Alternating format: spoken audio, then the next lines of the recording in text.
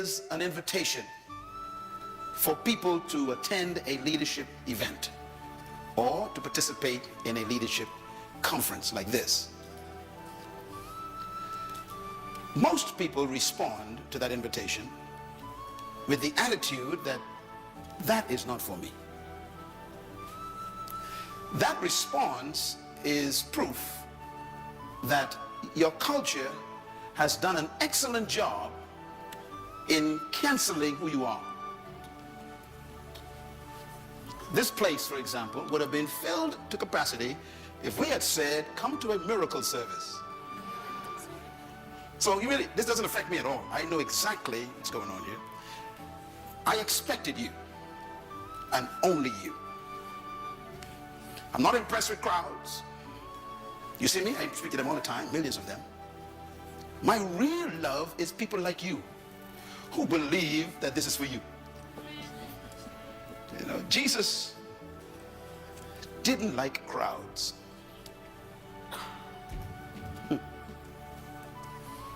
He didn't trust them. Because he understood the strategy for changing the world. And the strategy for changing the world is not large meetings, big events. It's small groups committed to intensive transformation. So he chose 12 people. Can you imagine someone who came to change the world only chose 12 people? And his only focus with them was on leadership development. He started with raw material, which means these 12 specimens had no formal training in leadership. What I thought was a good strategy that he used was he at least chose businessmen. I like business people. Religious people are problems. So the people he chose were business people and professional people. Like Matthew was an accountant. Luke was a doctor, a medical doctor. Peter, James, and John owned a fishing company. These were businessmen. And the number one business of that day was fishing in that village around Galilee. So these guys were owners of the top business industry. That's who he chose. Because he wanted to produce leaders. One time, his crowd grew too much. You all remember that one day, the people stayed with him for 3 days, and they ran out of food. He decided, it's my responsibility to make sure that they are fed before they go home. So we know the story. He worked a miracle, multiplied fish and bread, and he fed them. And the Bible says, after that meeting was over, 70 joined him. 70. Can you imagine having 12 people, and all of a sudden, you grew by 70%? Now, normally, when you grow by 70%, you are excited. Jesus was not. He was suspicious. Why? Because he understands big crowds. They are not interested in changing. They're interested in feeding. So he turned to the 70 and he asked them a question. Why do you follow me? That was the question. Now, normally, if you are a pastor, if you were a pastor and your church grew by 70% in one day, you wouldn't ask that question. Matter of fact, you would say, thank you all for coming. But his suspicion was high. He said, why do you follow me? And then he answered the question for them. I know why you follow me. Is it not because of the fish and bread I fed you yesterday? See, there are people who just want miracles, but they don't want to change. And miracles never change people.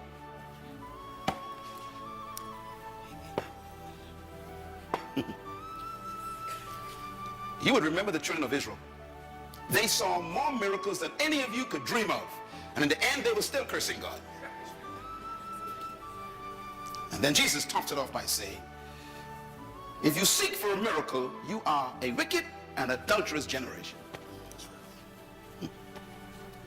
So he asked them, Why are you with me? It's only because of fish and bread. You just want stuff from me. You want handouts. You people interested in changing the world. You just want welfare. Watch him now. He says, look, if you want to follow me, if you want to be my disciple, he says, you must stop looking for the bread and the fish, and you must feed on me.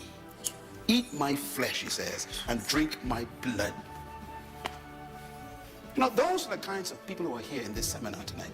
I consider you very rare people. I'm not surprised. I tell you, I work with crowds. I don't trust them. It's those who show up in the morning sessions, they're the ones I believe. Those ones who come to the workshops, they're the real people. They're the ones who God will spend his time with and give them what they expected and more. The Bible says when the 70 heard this, I must eat your flesh and drink your blood, feed on you. It says, they said to each other, this is a hard saying.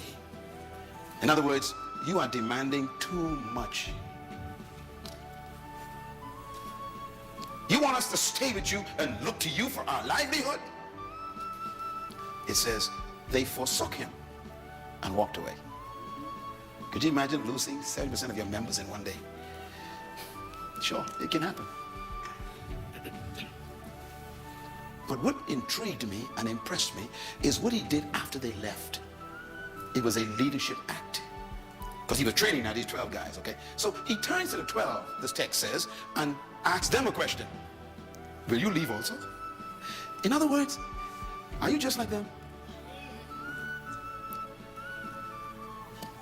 He also meant, I will do this by myself.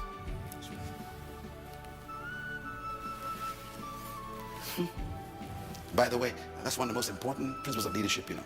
Finding something worth doing by yourself. That's good. If you need people to like you and approve of you for you to do what you're doing, you are not a leader yet. You're a politician.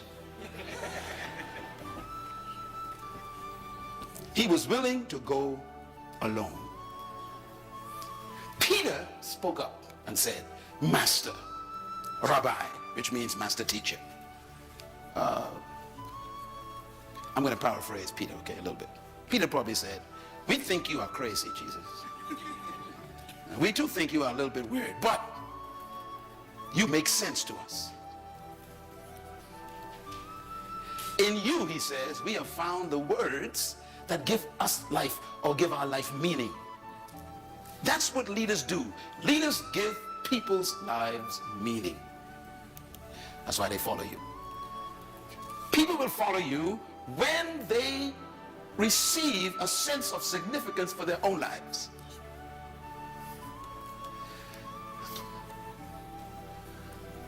Peter's answer was powerful. In you, we have found the words that give us life. Our business was doing great. You know, we have a company, but you have shown us that we could do more than just business. We can change the world.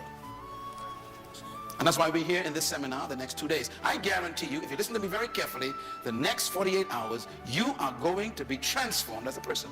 But you got to listen. You got to feed on me just a little bit. Because what I'm teaching you is what I live.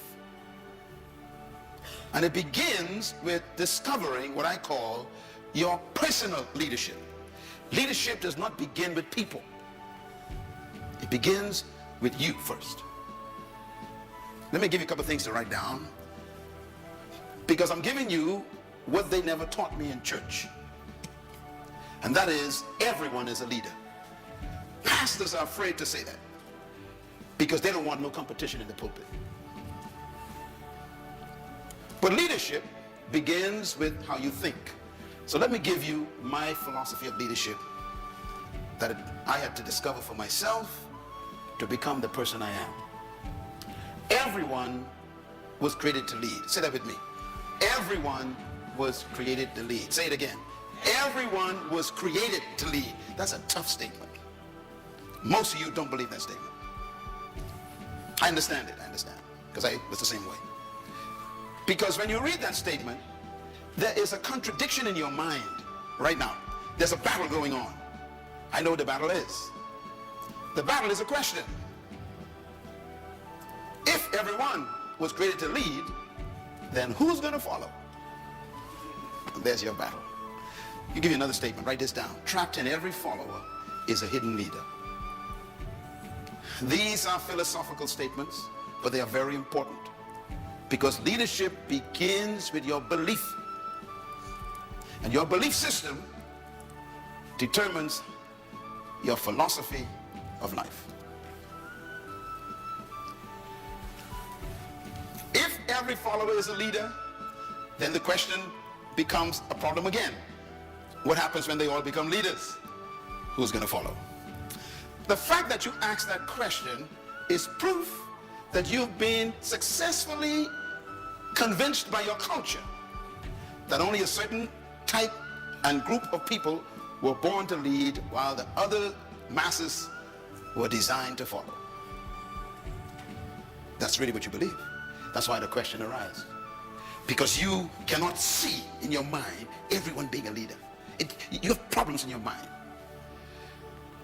I have the same problems. And this is why I teach this so hard. Because it is that belief, that subtle belief that's in your mind that's trapping you right now. For example, in my mind, there is no economic crisis.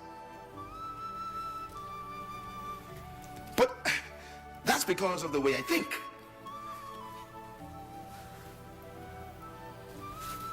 So your thinking is your life. I'll give you another statement to write down. You were created to lead and designed to dominate. Say it with me. I was created to lead and designed to dominate. Now the words are very powerful. You don't evolve into a leader. You were created to be one. The manufacturer actually had leadership in mind when he created you. But look at what they've done to you. They've made you an employee. And they told you where you can be employed and where you cannot be employed. And then they restrict how far you can rise in that employment. What have they done to you? It's because nobody has challenged the system. This philosophy is not new that I'm teaching. It's as old as God. Write this statement down, please. True leadership is self-discovery. True leadership begins with an individual discovering something about themselves. That's when it really begins. And you will never become a true leader until you are introduced to yourself.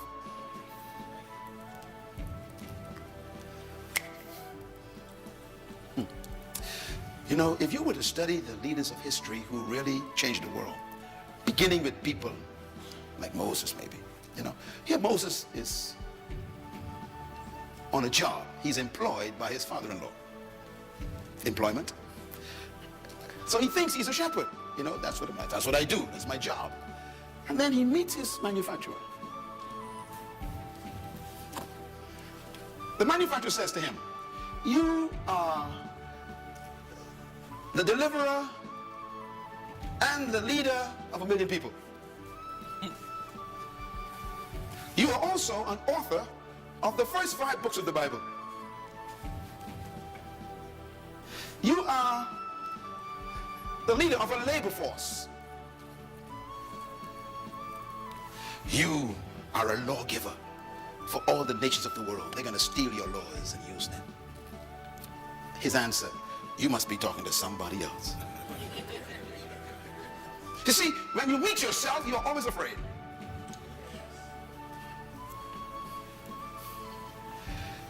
Most of you are afraid of yourself because yourself does not agree with who you've become.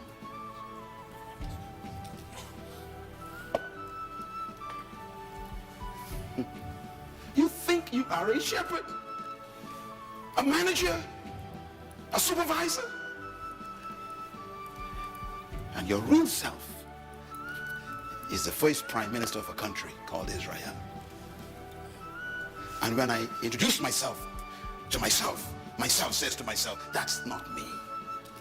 And I argue for 3 weeks with myself. Gideon. Remember Gideon? Hiding under the floor, trembling in fear from the enemy outside. And then the manufacturer shows up. Good evening, Gideon. Do you know who you are?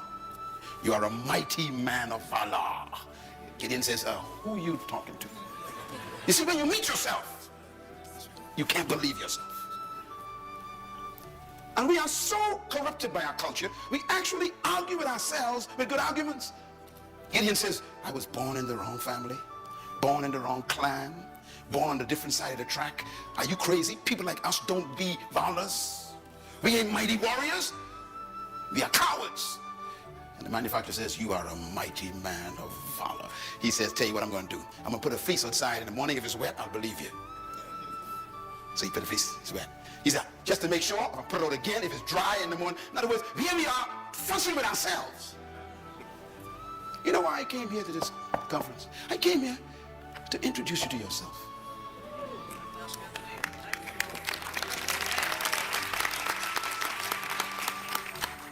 What you are doing is embarrassing to God. What you are proud of, he's ashamed of. What you've settled for is a shock to heaven. I know what I'm talking about. I was there.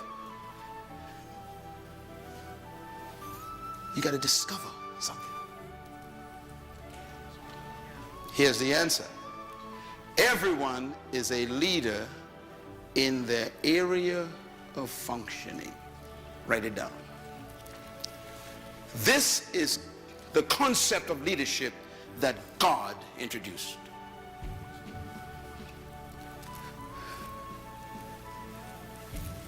Every part of the car is a leader in its area of functioning. So we have to respect each part.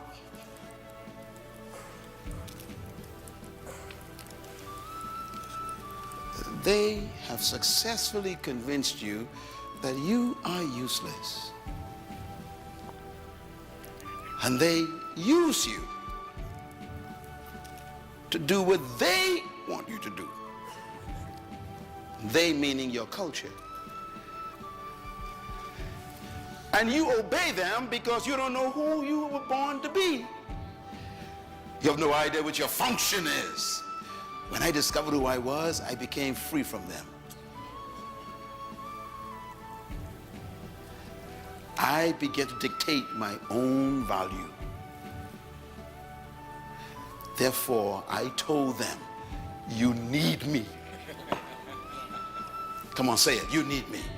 Say it like you feel it. You need me. See, you become a leader when you discover that one discovery. They need me. The world needs me. Say it.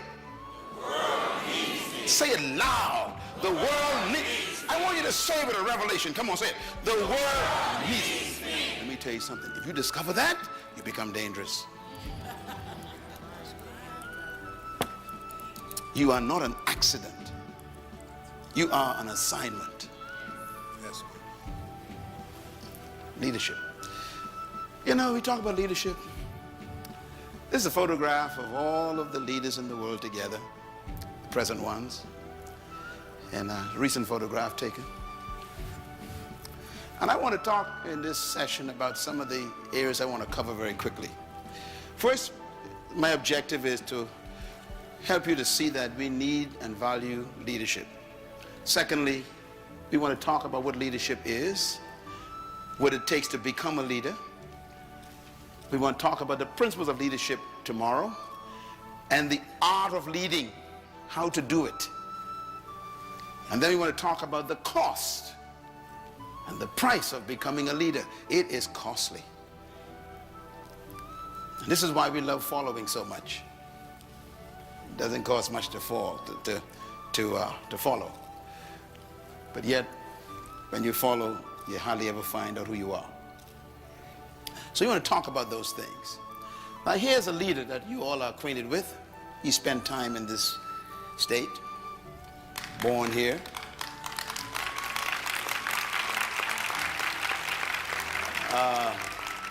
Walking through the airport of this state capital, They have his coat and tie. You'd wonder, why would someone want to put a man's coat on display in an airport? And we won't ever see your coat. I'm going to explain to you why, okay? And hopefully, if you get this revelation I'm going to teach you in this leadership seminar, they'll want your coat also.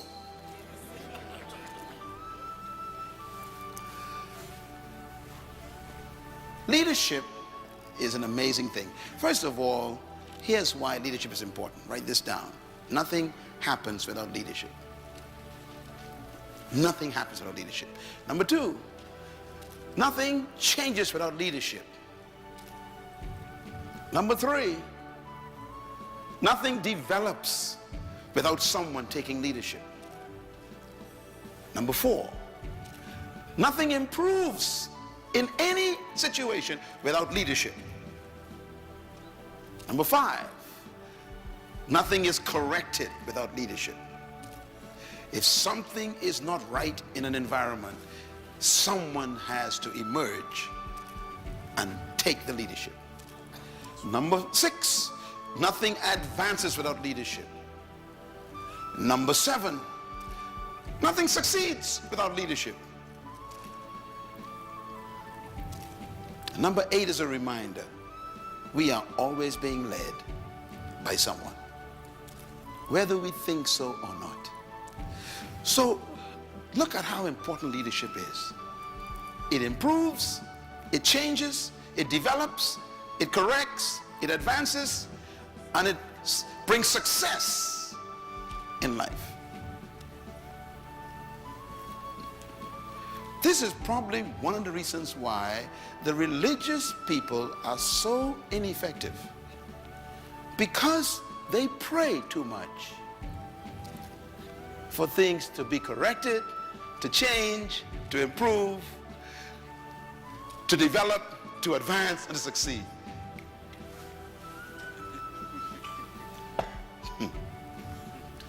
I think one day Rosa Parks decided to stop praying. That's all.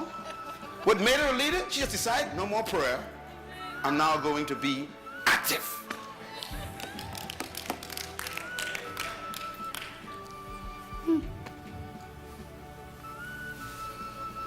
This is why the drug problem in your community is so diabolically destructive, because you keep praying for them. You wouldn't do anything. Leadership is born when toleration ends.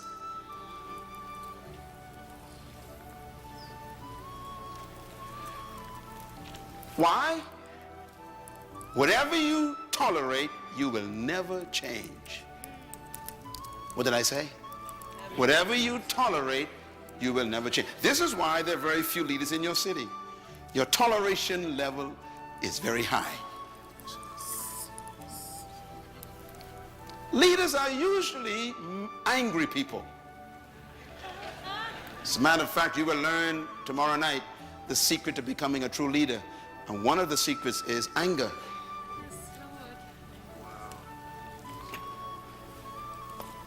When you decide, I have had enough, a leader is about to be born. Yes, yes. Thank you.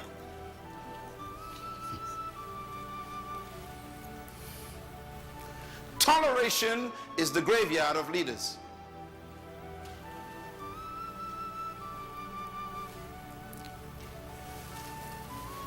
And that's why we lack leadership in the 21st century. Everybody wants to be liked. Nobody wants to rock the boat. And that's why we're not leaders, because we want everyone to agree with us. So what we have is companies and churches and nations that are overmanaged and underled. Don't ever confuse a manager with a leader. No manager is a leader. But leaders are managers. What's the difference between a manager and a leader? In my book on the table called Becoming a Leader, make sure you read that book. It deals with this subject. But let me give you a hint. A manager maintains things. A leader changes everything. A manager follows policy. A leader creates policy. A manager keeps tradition. Leaders break it. Managers focus on the bottom line. How much is it going to cost? Leaders focus on the horizon. Let's do it. Yes. Managers focus on doing the right thing. Leaders are very unique. Managers are always focusing on doing things the right way, is what I'm saying. Leaders want to know whether we're doing the right thing. If you are led by a manager, you will never grow. If your pastor is a manager, the church is stuck. If your department is headed by a manager, it will never expand. If your husband is a manager, your family is stuck.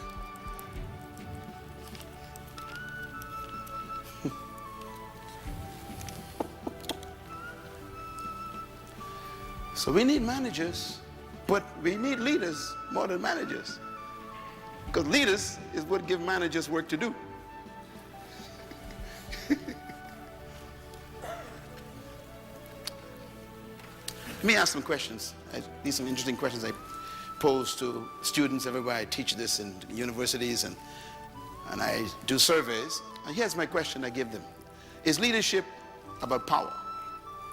What do you think? No, okay. Is it about position? Is leadership about talent? You sure? Is leadership about skill? It's a skillful person. Is leadership about authority? Is leadership about status in your society? Is leadership really about charisma?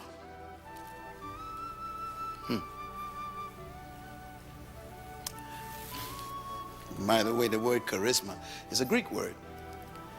It's a very dangerous word. It's invented by the Greeks. Some of y'all call yourselves charismatics. Be careful. It's a Greek word. It means giftings of the gods, plural, gods.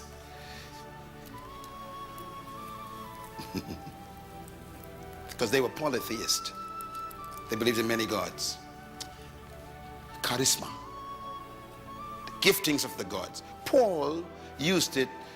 He borrowed the Greek word to teach on the gifts of the Holy Spirit. But it's a Greek word.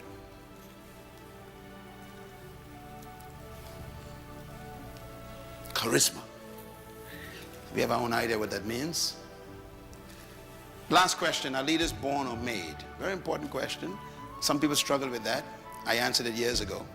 I'm clear in my head. So the question is, when does one become a leader? It's a tough question, you know, because the question would be, when did Rosa Parks become a leader? See, you don't need to be a PhD from a college to be a leader. You can just be an old lady on a bus. I told you everybody's a leader. Everybody's a leader. The problem is they haven't told you how to become one. She discovered something.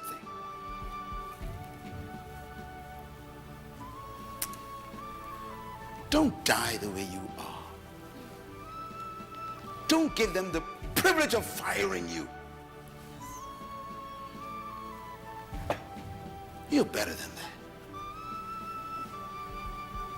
Don't let people terminate what you call a career. How dare you allow people to cancel your life with a pink slip? This is crazy.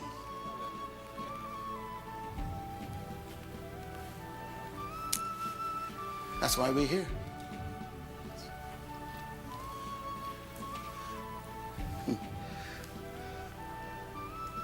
The dumbest animal on the planet is a sheep.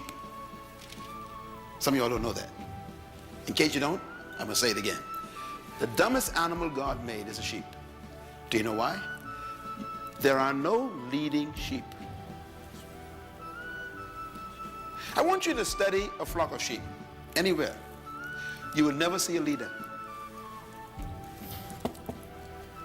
It's the only animal in the world that doesn't have a leader. Elephants have a leader. Bulls have a leader. You know, bees have a leader. Everyone except the sheep. If someone say you are a sheep, that's not a compliment. And religious people love the word. They love it. I am God's flock. That's not a compliment. Follow me. I'm going to show you how we are screwed up. Even in our theology has made us what we are. The sheep is the dumbest animal because he will follow anyone because he has no leader.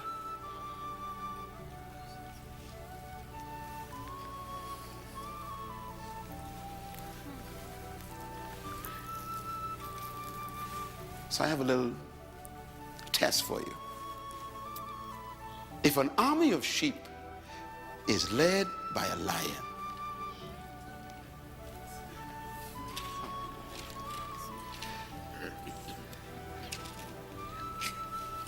do you believe they will always defeat an army of lions if they are led by a sheep?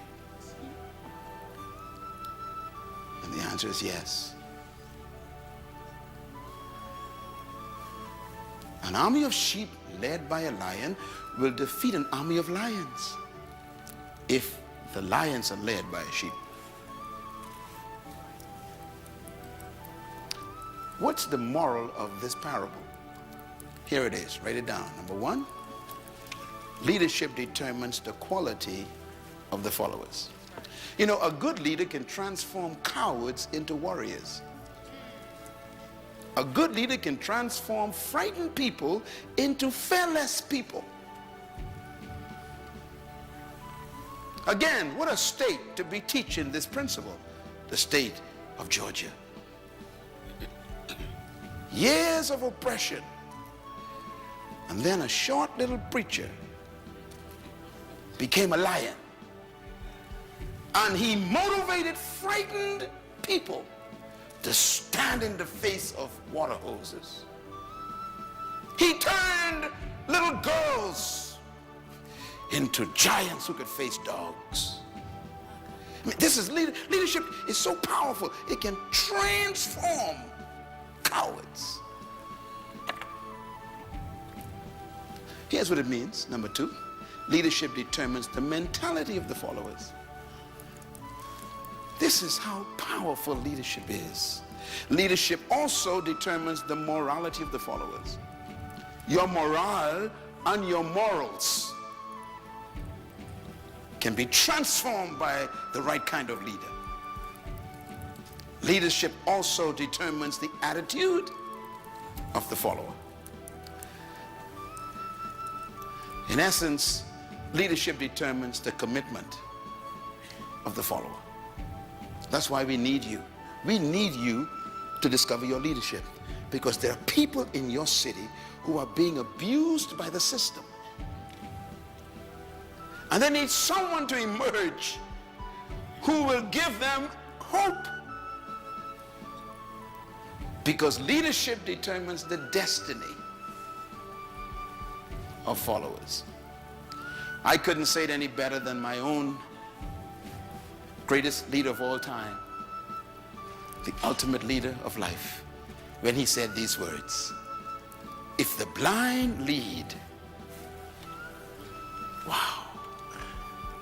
If the blind lead the blind, he says, they both fall into the ditch, which means the leader determines the destination of the followers. That's how powerful leadership is. Let me tell you something about your life. You are exactly where someone led you.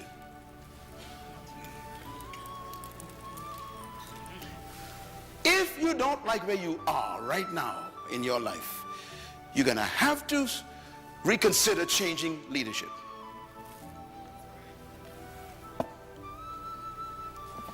You know why I love this church? This is the second time I'm here doing this. I mean, this church, do you know, listen, do you know how many people wanted me tonight? I'm talking about massive organizations in the world wanted me. I decided I like this man's desire. They wanted me to stay in Israel 3 extra days. I said, no, I'm going to Atlanta. Why? There's someone there who believes they could do better.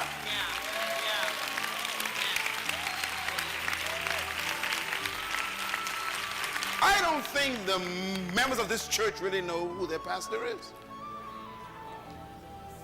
See, your problem is you want to shout and sing hallelujah, and then die broken sick.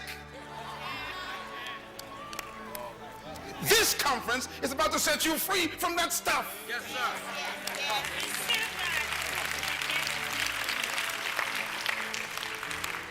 Makes me so sad. See people, having religious, feeling all this emotional stuff. Because they are sheep. They just follow anybody. People come in town with a white suit, white Bible, white shoes. They run to that person. Just sheep.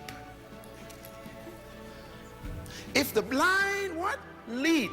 You know what Jesus is just telling us? He's telling us it's possible for a person to be in charge with a title, with a position, with power, with influence, and still be blind. Don't ever be impressed with power. Don't be impressed with position. Ask the question, where are we going? What's our destination? Because I might not want to go with you. Hello, somebody. See, that's how powerful leadership is. Leadership will lead you to their destiny.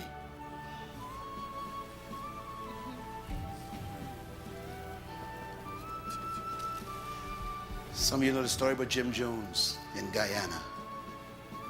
Sheep. I mean, sensible people with a brain with 500 billion cells followed a man in a bush and drank poison. Because they never asked the question, where are we going? What is your vision? Write this down. Vision is more important than leadership.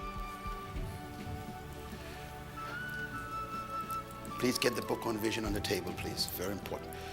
People think that leadership is important, but vision is more important than leadership, because vision is what creates the leader. What makes you a leader is the fact that you see a future that's better than the present.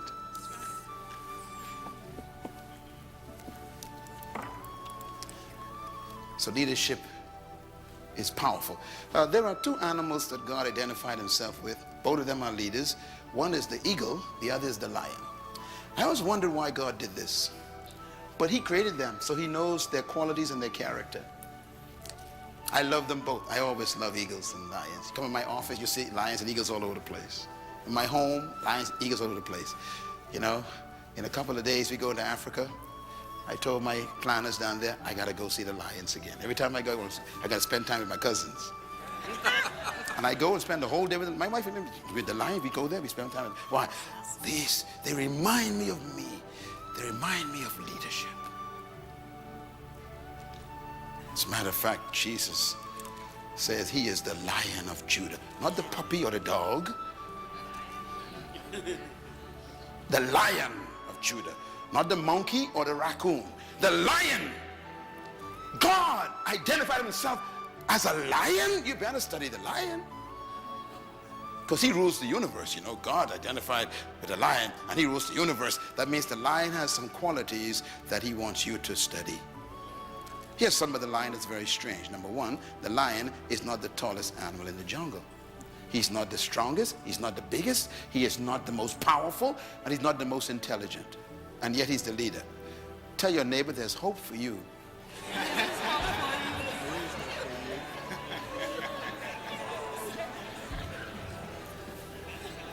What the lion has done is he has canceled all of your excuses for not being a leader.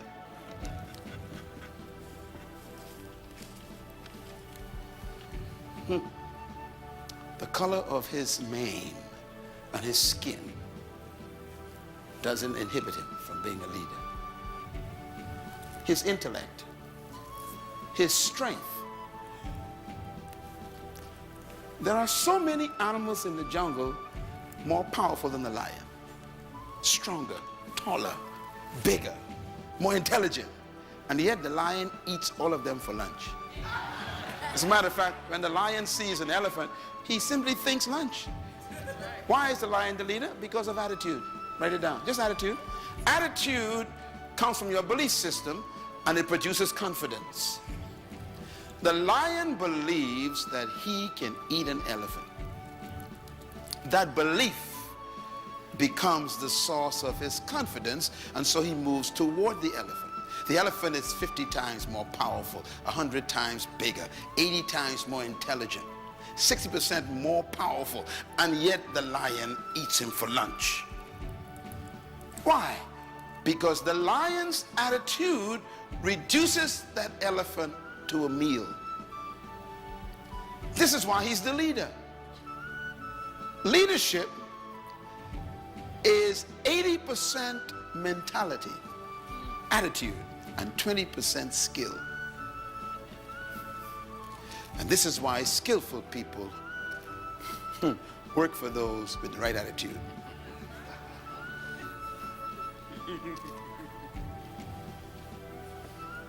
Look at this lion. I took this photograph myself. There's an elephant and the lion doesn't move. You see, when you look at your problems, how do you respond to them? You got a bill that ain't being paid. You got a mortgage that ain't seem to be addressed. You have demands that you can't meet. This is an elephant. How does a leader look at these things? They see it differently. A leader looks at the elephant and he simply thinks one word: this is lunch. The thinking controls the action of the creature. That's why he's dangerous. What makes Myles Munroe dangerous is my thinking.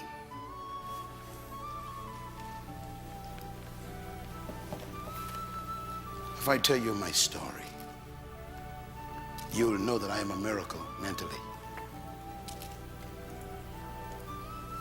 I wasn't always like this.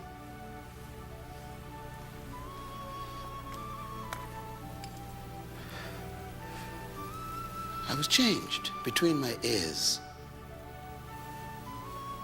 I got some new information. I'm going to give that to you these next 2 days. The same information that happened to me. Because I was able to think like the lion. Look at that. Look at that leader in action. Wait a minute. But this is a monster. He said, I don't care. A leader is fearless because of knowledge. There's something the leader knows that makes them fearless. So leadership doesn't get its power from its muscle. It gets its power from its belief. You will never be a leader until I can change the way you believe. Because your belief system produces your philosophy. So leaders don't see through their eyes, they see through their belief. Huh? Your eyes say that's an elephant. Your belief says that's lunch. So If you see through your belief, instead of running away from him, you run toward him. So leaders respond based on their belief system. So to a leader, life is simply what you believe it is. How do you get to think like that? I'm going to show you right now. Because I'm setting you up for tomorrow morning, okay? I want you to really make sure you're here, because this is more important than keeping a job. As a matter of fact, your job is not your work. Your job is what they pay you to do. Your work is what you were born to do. You will never become successful from your job. And your job, you know, ain't permanent. So you can't trust that. You need to find your work. Your job is your skill. Your work is your gift. You can learn a skill, but you're born with your gift, and they can't take that from you. If they fire you, your gift goes with you. That's why I am unemployable. Why? I've been deployed. And I came here for you to deploy yourself. If you deploy yourself, there'll never be a crisis anymore in your life. No more economic crisis to those who deploy themselves.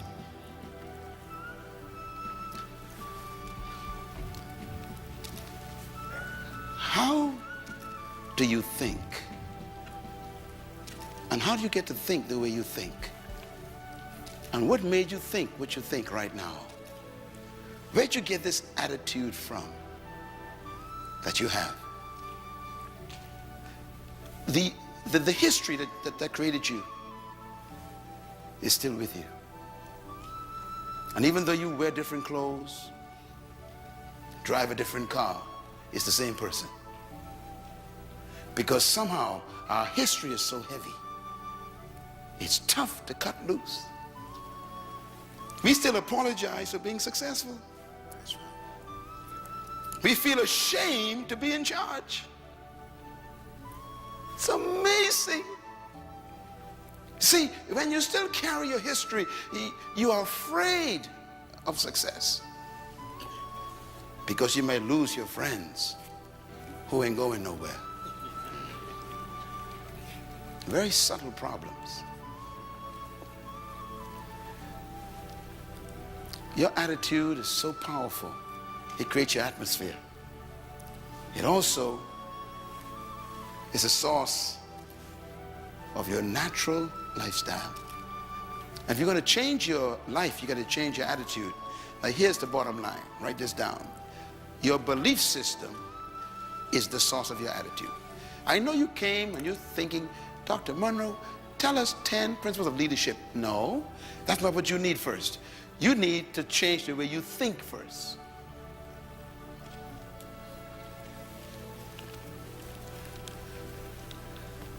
I was invited to speak at Harvard University a few months ago, and the room was filled with all of these technocrats and these professors and all these, you know, Ivy League people. And they invited me to speak on leadership. Do you know what I came in there and talked about? I talked about thinking. When I was finished, first standing ovation ever at Harvard University, they said. They had never heard anybody get into their heads before. I exposed those who were racist. I showed them that your thinking is your philosophy that destroys the way you treat people in your department. And until your thinking change, you are contaminated leadership. They had never heard such a level of teaching on leadership. Why? Because unless your mind changes, you will never become a leader. Ladies and gentlemen, let me put it this way. Attitude determines your limitation, which means that your belief system determines how far you go. You can never lead beyond your attitude and your belief system. And that's why your life is what you think it should be and exactly what it is. Attitude is the manifestation of your personal philosophy. And that's why this first session is dealing with discovering your personal leadership first. Then we could talk about people. Write this down. Philosophy is a product of your ideas. And this is why I started this session out with a question. Do you believe that everyone is a leader? You have problems with that. And I understand, because the culture doesn't allow it.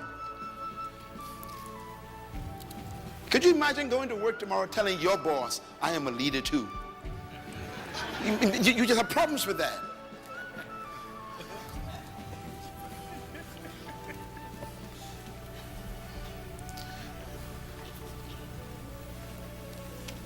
People tell me, they have a PhD in physics, and I laugh at them.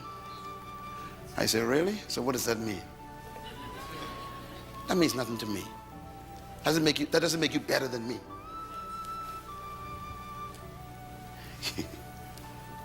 Your education doesn't change your human value. We are still equal as humans. And I do know some things you don't know. So we got to be careful. Our philosophy, our ideas is the source of our philosophy. And I like what the great king said, King Solomon. As a man thinks where? In his heart, so is he. Don't ever quote that verse again without putting the word heart in it. Most of you quote that and leave the word heart out. And the most important part of the verse is the word heart. As a man thinketh, so is he. That is not what he said. As a man thinketh in his heart, so is he. Why? Here's why. Because the heart is the Hebrew word that has to do with the center of reasoning. It's the place where you have meetings with yourself. Where you talk to yourself. That's your heart. That's the meeting place where you are reasoning with yourself. That's where you sit down and say, well, let's see now. Can I do this? Can I not do it? Can I really do this? That's where you're having meetings with yourself. Because that's where your belief system is hidden. In other words, your heart is also, Paul calls it the hidden man. The psychologists would call it your subconscious mind. I call it your hard drive. This iPad got a hard drive on it. Don't trust what's on the desktop. The display, don't trust that. The stuff on the inside, that's the real thing. Now, what is your heart? Your heart is the place where you keep all the ideas you collected all your life, the ones you believe, you keep it. So when you hear the word heart in the Bible, don't point at your chest, point at your head. Blessed are the pure in heart. Don't go to your chest. Religious people go to their chest. The pump in your body is not impure. It's doing its job, pumping blood. So, blessed are the pure in heart. It ain't nothing to do with your pump. It has to do with your mind. Are your thoughts pure? Are you thinking with purity?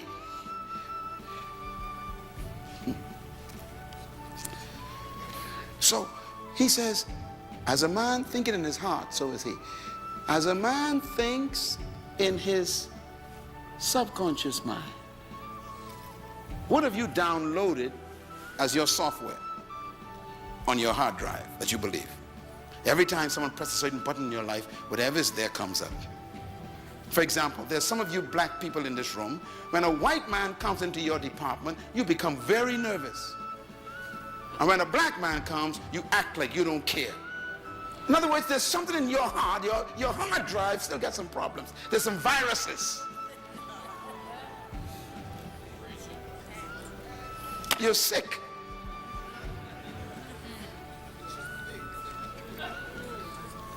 It's there on your hard drive.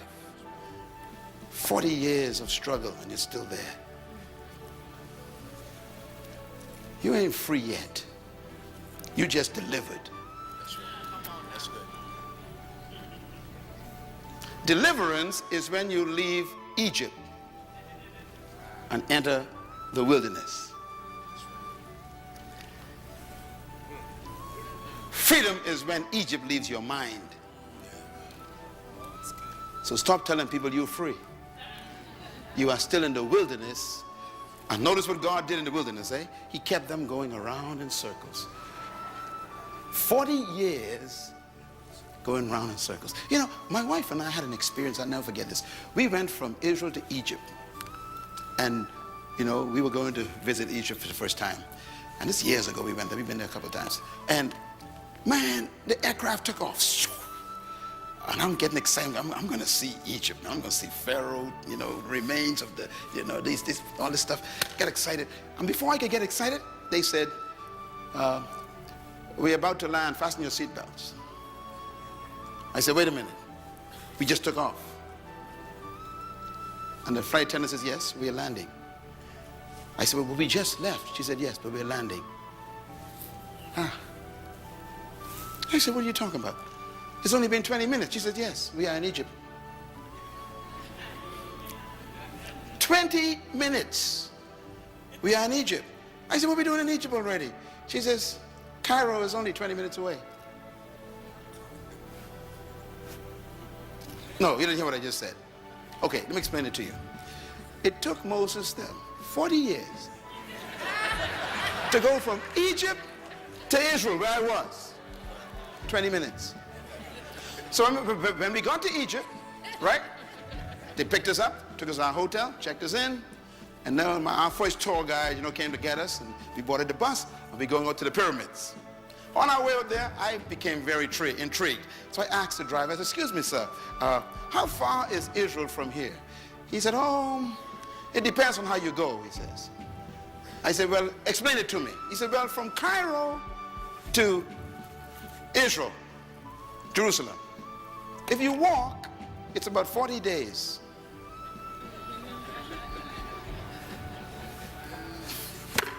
You take a bus, it's 24 hours. Take a plane, it's 20 minutes. I told my wife, where's my Bible? I got to read my Bible again. I went back hotel room, grabbed my Bible. I said, let me just see. I think God made a mistake. It took them 40 years for a 40-day trip. And then I read in the Bible, it says, because they had not gotten Egypt out of their minds, the Lord led them the long way round until their children were born. Let me just give you the point I'm making here. God will deliver you, but will never set you free. You can set yourself free. They walked around in that desert for 40 days. Why? 40 years. Why? Because 40 years is a generation. What was God doing? He was waiting for 40 years until he got what they were carrying in their loins. The next generation. When the kids came up, God killed them all. Killed all the parents. By the Bible says God allowed none of them to go into the promised land. Why? Because they were still thinking about onions instead of milk and garlic instead of honey. They didn't change their thinking.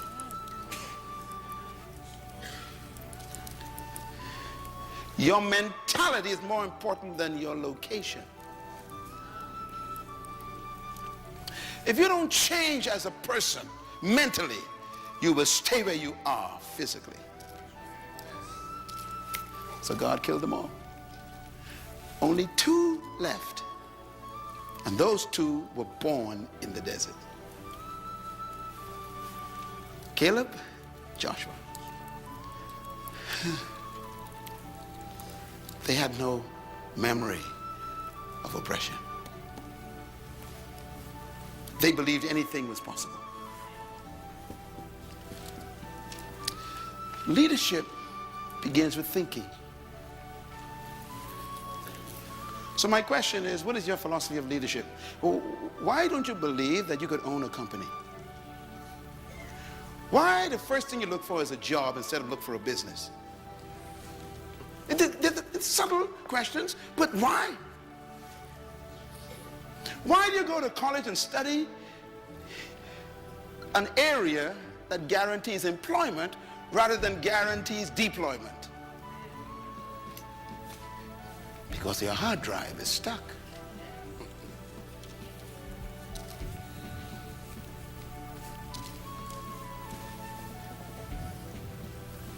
You know, I sit with heads of states. You saw those pictures. Heads of state, kings, governments.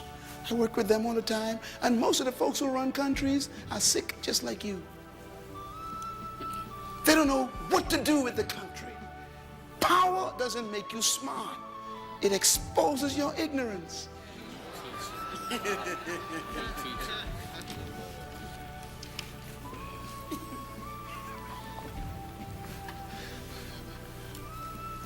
Let me quickly do this because I don't want you to have nightmares. Let me just give you, let me conclude this by giving you God's philosophy of leadership, okay? I'm going back to the beginning where you began. Genesis chapter 1 is really about you. Verse 26 says, then God said, let us make a species called man in our own image, according to our likeness. And he tells us why. He says, to let them have dominion over fish of the sea, birds of the air, over the cattle and the animals of the field, over all that's growing in the earth, and over everything that creeps on the ground. Now, every word in this statement is very important. And in this verse is the secret to your life. It's the secret to your greatness and your leadership. This is where I found mine right here. I found it in here.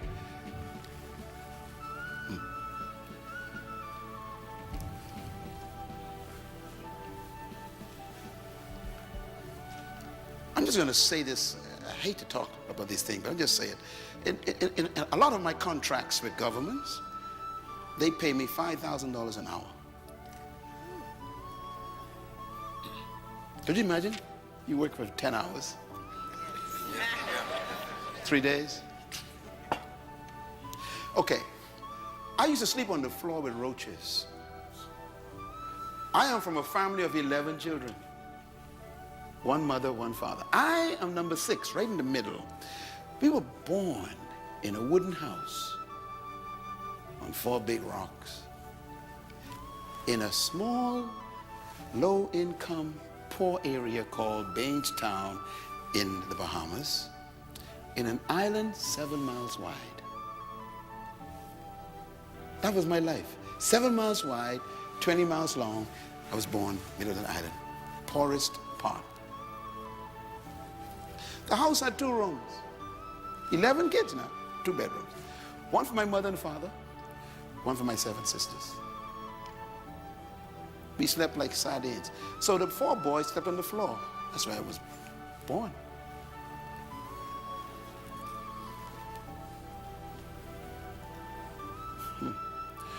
One chicken for 11 kids. The neck was delicacy. Listen, this is my life. 1 pair of shoes for the whole year. If it sprung a hole, I had to put cardboard in it. I remember sleeping with roaches running over my body. I remember waking up in the morning with blotches, blood. I was scratching the mosquitoes that were trapped under the dirty sheet on that mat on the floor. I remember looking up at the ceiling and seeing the stars through it and buckets to catch the water from the rain. Don't talk to me about poverty. And my father was a Baptist pastor. And I went to church 3 or 4 times a week, and I slept with roaches. Don't tell me about religion.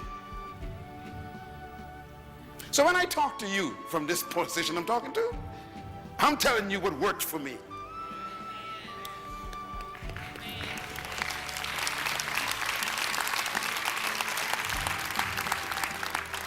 And now to be paid $5,000 an hour. How do you move from the floor with roaches to being called on by heads of states to talk to the entire governments? Something happened in my mind. And it began with this verse.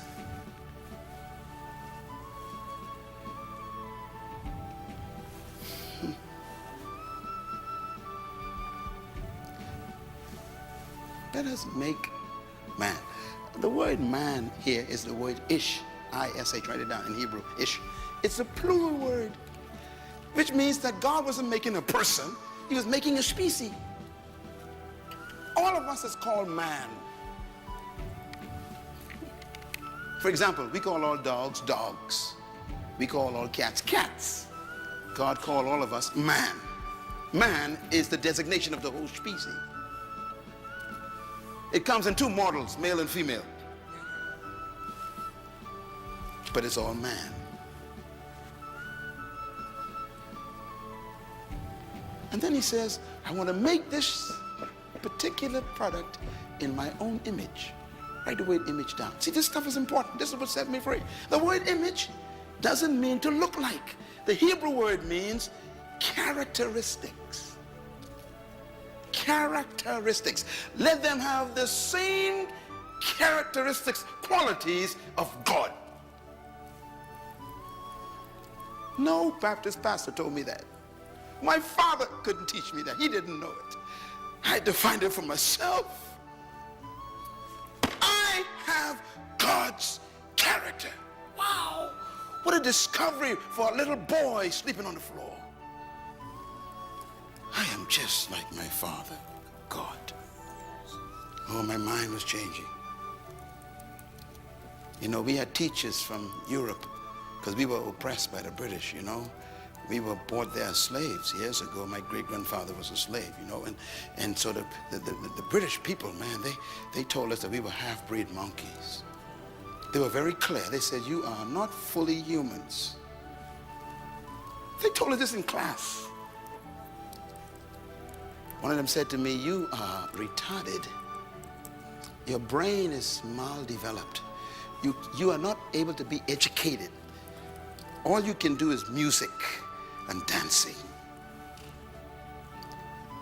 And that's why they still believe that today right here in this city. All your people do is dance and music. Why don't you run the economy?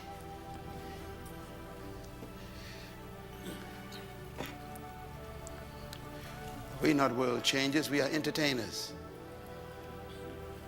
I decided, no, I got God's character. I got to find this. The qualities of God is in you. Every one of you, black, white, Asian, it doesn't matter, Puerto Rican, you have God's image. This is not a message for any race of people. It's for humans. You can do anything you dream. You're just like your God, your Father. Boy, that thing hit me like a bolt of light. Wow. And then the word lightness. I had to look for it myself in the Hebrew. You know what it means? It means to function like. Let us make a creature that has our characteristics and functions like us. That means you function just like God, your Father, which means you got to study, how does God function? Because if you don't function like God, you are malfunctioning. For example, in God, the Bible said there's no fear. So when you fear life, you are malfunctioning. So I'm afraid of nothing. I'm telling you, literally, I'm afraid of nothing. That makes me dangerous. A fearless man is a dangerous man.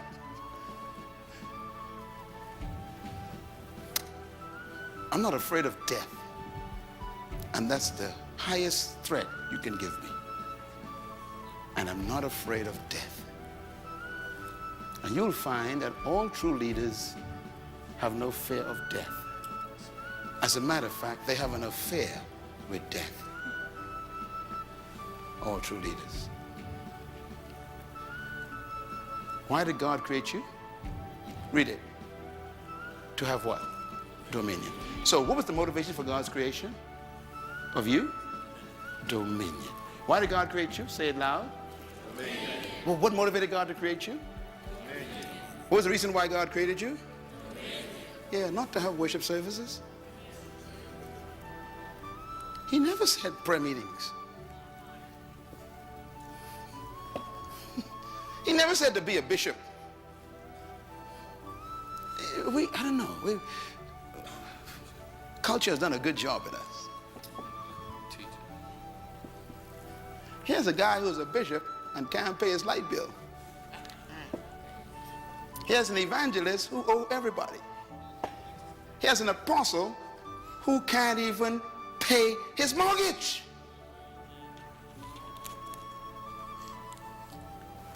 Something's wrong with this. We missed the point. He didn't create you to be a title. He created you to have dominion. Everybody say dominion. Dominion. This is where leadership is born. See? Because the word dominion, I checked it out, is the word radah in Hebrew. Write it down. It actually means to rule. It also means to govern. It means to master, to manage resources. It means to control things.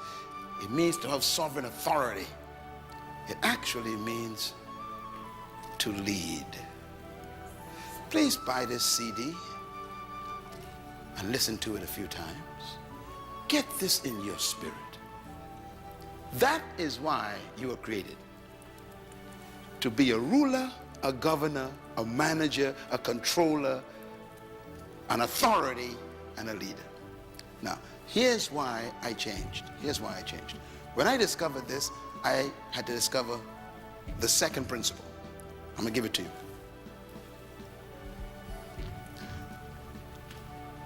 If he designed you, created you to be a leader, a master, a governor, a ruler, a controller, then there must be the ability to do it. But notice, he didn't give you rulership over people. He listed what you should lead: birds, fish, animals, plants, and creeps.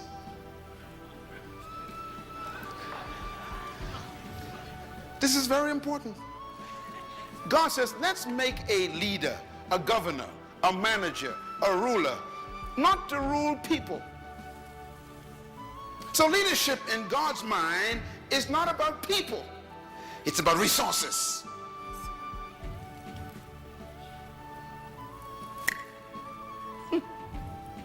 You've been taught he who has no one following is simply taking a walk. That's what the Chinese taught you. Jesus disagrees. He said, you are a leader whether someone is following you or not, as long as you are fulfilling the management of resources through your gift. But you see, it's the way it works. Here's the way it works, Chad works. First, let me give you this is the secret. Whatever a manufacturer demands, he builds into the product. Write that down. This is what changed me from the floor.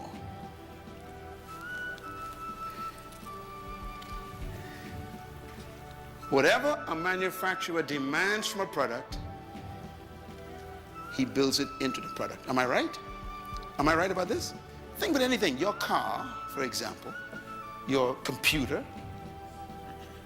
your iPad, your iPhone, whatever you have, your refrigerator, whatever it's supposed to function as, it is built with. Number two, whatever God calls for, he provides for. Number three, whatever God demands, he inputs. Number four, whatever God expects from something, he injects it into it. And number five, whatever God gave the purpose of a thing to do, he built it with the potential to do it. That changed my life. Because when I discovered the principle of creation, I discovered my ability. Yeah. So when a manufacturer makes a product, he makes it for a purpose. Purpose means to perform a specific function. He builds into the product the capacity to perform the function. And then he sells it to you. And he tells you to demand these certain things from the product. You can demand it because it's already built in. When I discovered this, my life changed. Because suddenly I realized that no one in my environment could determine what I could and could not do. That's when I canceled my European teachers. It was at that point my life changed. I was 13 years old when I discovered this.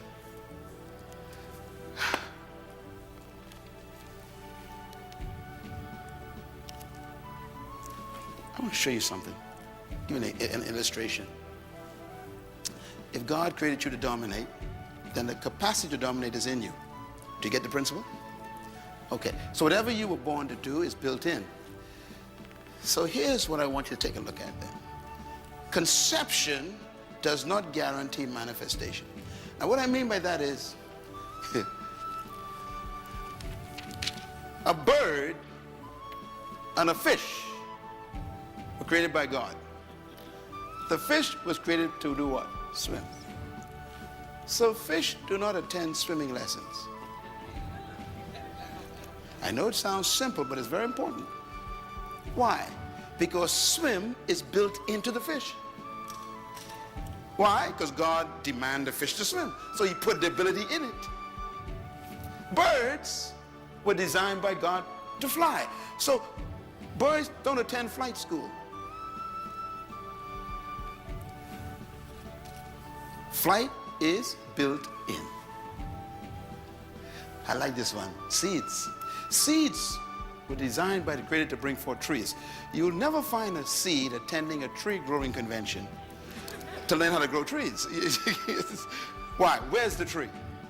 Trapped on the inside. In other words, whatever God created something to do, he built it in.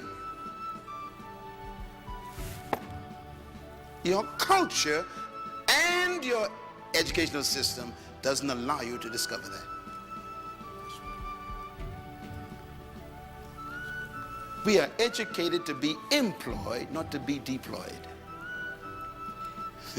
Seeds deploy themselves and become trees. Fish deploy themselves and they swim. Birds deploy themselves and they fly. We are the only creatures God created who don't deploy ourselves, because our culture doesn't allow it. You got to get free from the culture.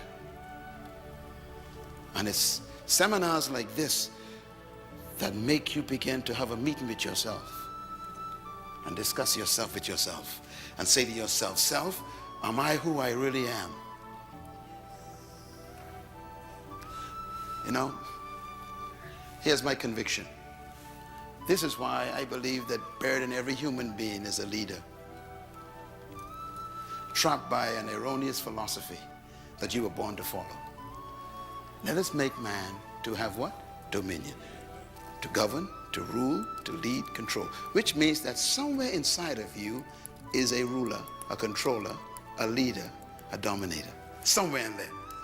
Because he would not have demanded it if he didn't inject it. Which means that your ability is determined by your responsibility. Your potential is designed by your purpose. Your potential is equal to what you were born to do. The best example I can give you is this car. Look at this car. All cars have what they call a speedometer. Am I right? Well, here's an old one, old Chevy. Now, if you look at the numbers have up to 160 miles per hour this car can travel. All of your cars have that kind of registration, sometimes 200, 180. Everybody got that, right? Okay. Now, when you bought the car, that was on the car. You bought the car with it. It was on it, 180 miles per hour. I'm getting ready to go. Okay. I'm so excited. Okay, so you bought this car, you brought it home, and the manufacturer says this car can travel 180 miles per hour. How can the manufacturer put that on there? What makes him so sure that this vehicle could travel 180? That's the first question. The second question is, have you ever traveled 180 in that car? No.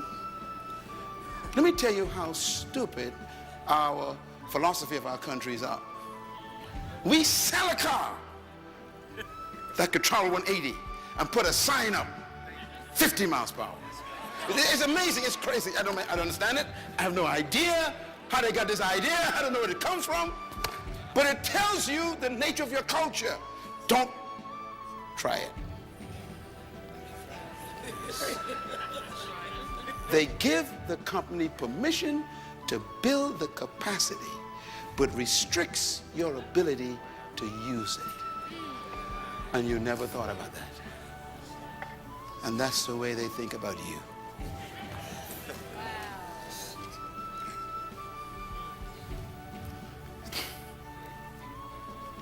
So all your life, you can make 180, but you've been traveling for 50 years at 60 miles per hour. And you think you're living.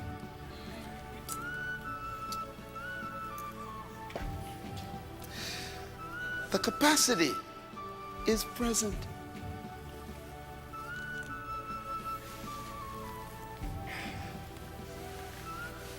Our culture says you can't go any further. And God says, press the accelerator. And your culture says, you can't go any further. You can go no faster. And God says, and your culture says, you can't do that. And God says, let's go.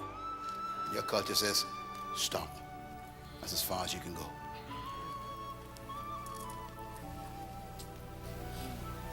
You got to make a decision tonight, see? You have God's ability.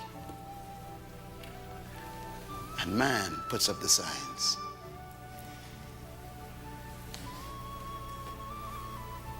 You're a follower. And God says you're a leader. You're an employee. And God says you're a controller.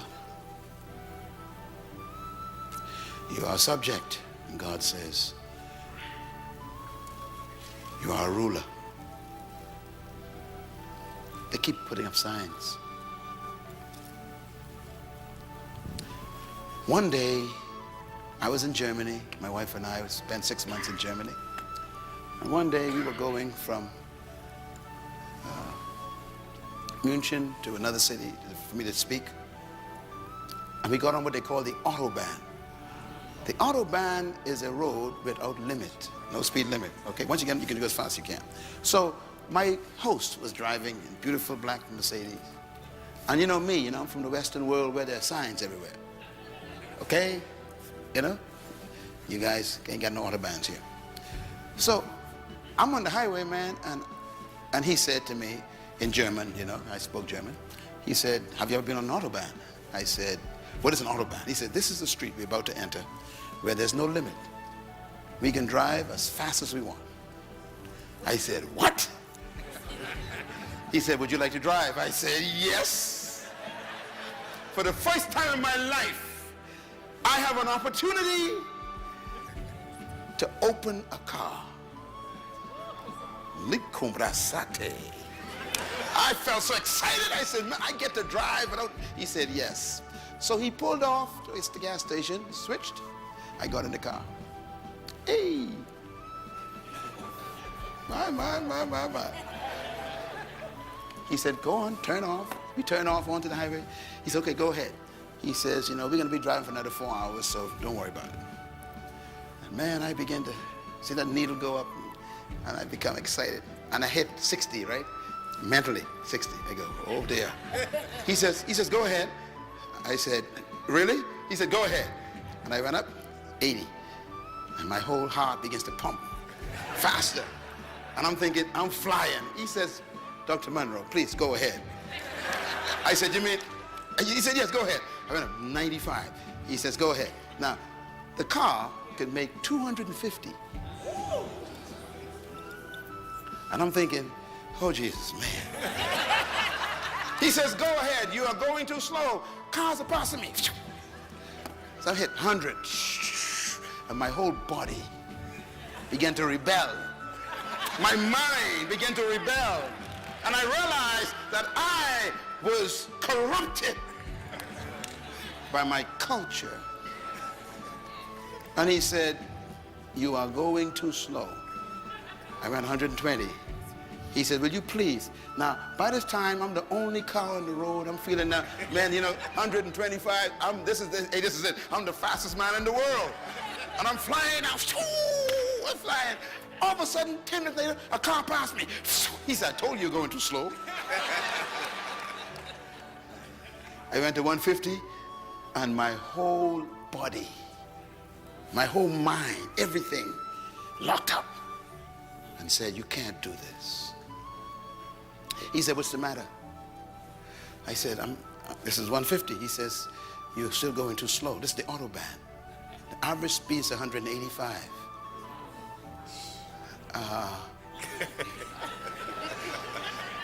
He said, do you still want to drive or you want to pull over? I said, I'm going to try to drive. And at 170,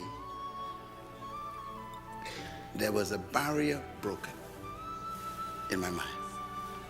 I never forgot that to this day. 170, something happened to me, and I realized there was life after 170.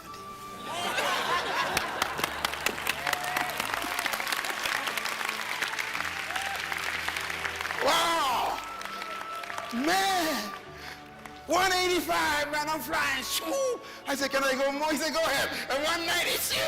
I said, can I go? He said, go ahead. 200, man. I'm sitting there going, yeah. He said, now we're driving.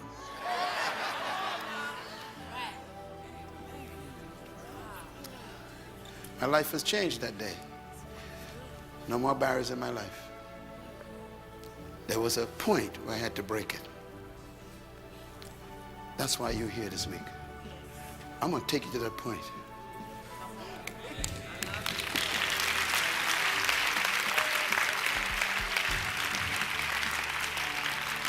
You got to break it. There's life after your job.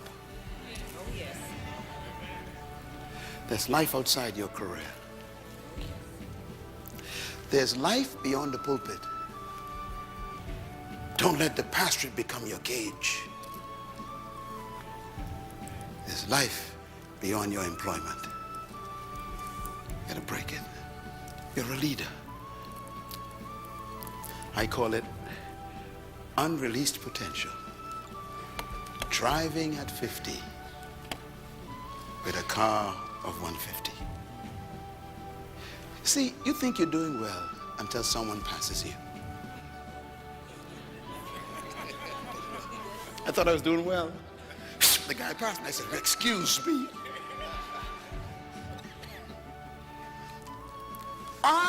Tonight, I am the German sitting in the passenger seat. That's who I am for you right now. And I'm here to tell you, go for it. Go a little faster. Break it. That's who I am. I'm the guy sitting on the passenger side saying you're going too slow. You could do better than this. You're a leader.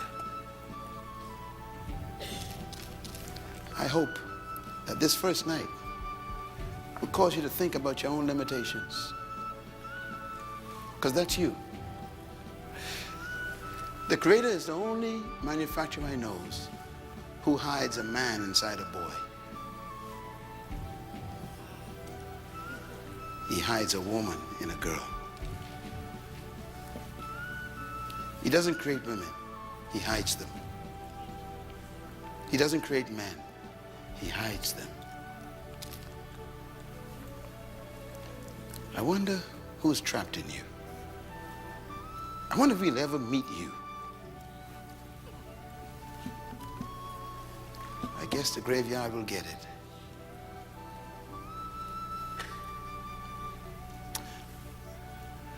Today I look at myself in the mirror and I kept thinking, that was on the floor with the mosquitoes and the roaches. I wonder who's sitting in your chair right now. You're a leader. Can you see yourself? You know why you're still alive? Because the manufacturer ain't satisfied. He's bored. He's telling you, you've not shown yourself yet. Show yourself. Let me close with these statements. Write them down, please. You were born to lead, but you must become a leader. That's the purpose for a seminar and a conference. I'm not here to make you leaders. I am here to expose you as a leader.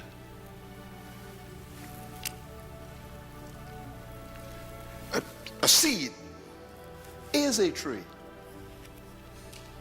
but it must become the tree.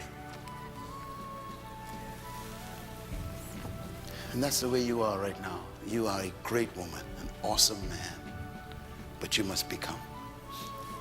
It is my passion, my hope, my anger that no human being die until they are manifested.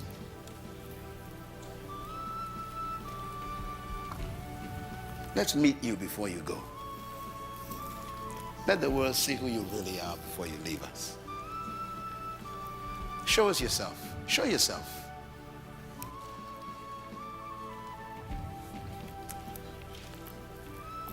You can run the race. Running the race of life is not about beating people. It's about releasing yourself. That's why great leaders never compete with anyone. They are accomplished with themselves. They try to see how much of themselves they can release tomorrow.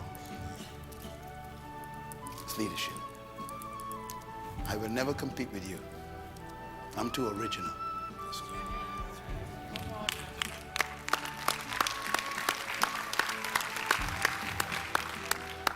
Repeat out loud, please. Go. You were not created to lead people. Number 2, read. You were created to lead in an area of gifting. Number 3, read. True leadership is born when your gift is discovered and served to the world. Number 4, read. The value in each human is the gift they were born to deliver to humanity. That's you. There's something you carrying that we need. I told you that leadership is not about people following you. It's about you discovering yourself, your gift, and then serving that to humanity. Leadership is, it's like a tree. You know, a seed becoming a tree and then bearing its fruit. You will never find a fruit tree bringing its fruit to you. That's good. I'm giving you the greatest secret of leadership right now. Leaders don't seek followers.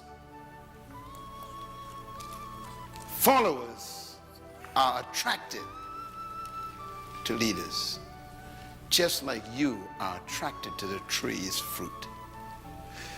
When you go to a fruit tree for the fruit, you don't go for the leaves nor the branches.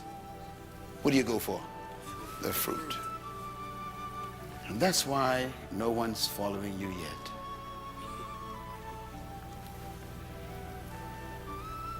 Because you're not manifesting your gift. Before I leave this city, by tomorrow night, I'm going to help you find your gift. Because when you find your gift, they will find you. And then they'll pay you for it. They will follow you for your gift.